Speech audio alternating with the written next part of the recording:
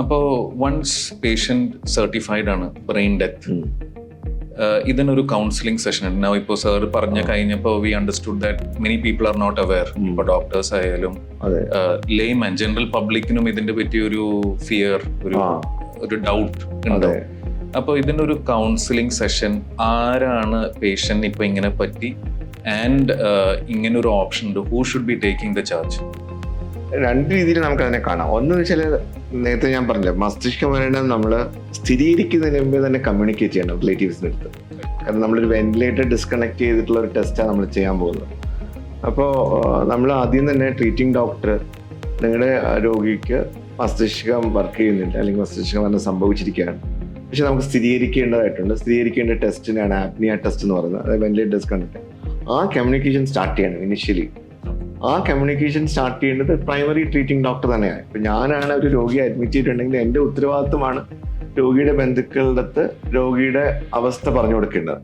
അപ്പം നമ്മുടെ റുട്ടീൻ ബ്രീഫിങ്ങിൽ നമ്മൾ വളരെ ക്ലിയർ ആയിട്ട് ഈ കാര്യങ്ങൾ പറഞ്ഞു കൊടുക്കുകയും അടുത്ത് എന്താണെന്ന് അവർ ചോദിക്കുന്നതിന് മുമ്പ് നമ്മൾ പറയണം. അടുത്ത് രണ്ട് ഓപ്ഷനാണ്. നമ്മൾ സ്ഥിരീകരിക്കാൻ പോകണം.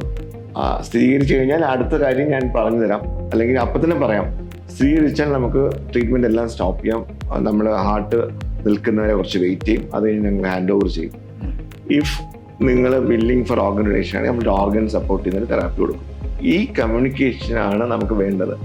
അത് ട്രീറ്റിംഗ് ഡോക്ടറിന്റെ കൂടെ നമുക്ക് ഈ ട്രാൻസ്പ്ലാന്റ് കോർഡിനേറ്റർ എന്നൊരു പോസ്റ്റ് ഉണ്ട് എല്ലാ ട്രാൻസ്പ്ലാന്റ് സെന്ററിലും. അല്ലെങ്കിൽ you can use ICU counsellors. നമുക്ക് പറയാം സോഷ്യൽ വർക്കേഴ്സ് ഉണ്ടല്ലോ ഹോസ്പിറ്റലിൽ, അവരെയും കൂടി ട്രീറ്റിംഗ് ഡോക്ടറിന്റെ കൂടെ നിർത്തിയിട്ട് ബാക്കി വിശദമായി ഈ കൗൺസിലർ നിങ്ങളുടെ അടുത്ത് സംസാരിക്കുമെന്ന് പറഞ്ഞിട്ട് പോയപ്പോൾ നമ്മൾ പലപ്പോഴും സംസാരിക്കുമ്പോൾ ഡോക്ടർമാർ പറഞ്ഞു ഞങ്ങൾക്ക് ഇതൊന്നും സംസാരിക്കാൻ സമയമില്ല.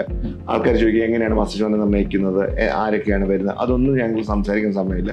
ഞങ്ങൾക്ക് വേണമെങ്കിൽ പ്രോഗ്നോസ് പറഞ്ഞു കൊടുക്കാം, അതിന് നിങ്ങൾ എന്ത് സപ്പോർട്ട്. അപ്പം ഞാൻ പറയുന്നത് എപ്പോഴും ICU ഒരു കൗൺസിലർ ഉണ്ടെങ്കിൽ, ഒരു ഗ്രീഫ് കൗൺസിലർ ഉണ്ടെങ്കിൽ, ഒരു സോഷ്യൽ വർക്കർ ഉണ്ടെങ്കിൽ യു ക്യാൻ എൻഗേജ് ദാറ്റ്.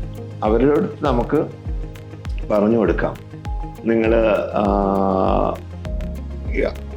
ബാക്കി ഡീറ്റെയിൽസ് ഇവർ നിങ്ങളുടെ അടുത്ത് കമ്മ്യൂണിക്കേറ്റ് ചെയ്യും. നിങ്ങൾക്ക് എന്തെങ്കിലും ഫർദർ സംശയമുണ്ടെങ്കിൽ എന്നെ വിളിച്ചോളൂ എന്ന് പറയാം. അങ്ങനെ ഒരു മെക്കാനിസം ആക്ച്വലി നമ്മുടെ ഇതുവരെ അത് എന്തുകൊണ്ടാണെന്ന് എനിക്ക് മനസ്സിലായിട്ടില്ല.